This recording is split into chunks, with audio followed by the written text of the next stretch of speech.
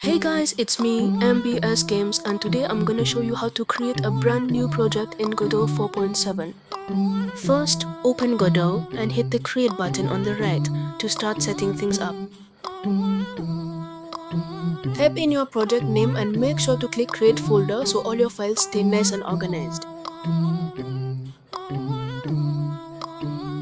Now look over at the renderer options. If forward plus or mobile show up in red text, that's just Godot telling you your GPU can't handle high-end Vulkan graphics. Yep, total potato PC life. So we're gonna pick compatibility mode instead, which runs super smooth.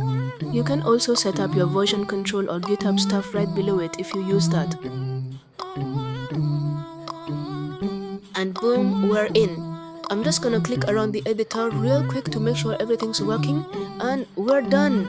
That's how you set up a Godot 4.7 project. Make sure to like and subscribe, and I'll see you guys in the next one.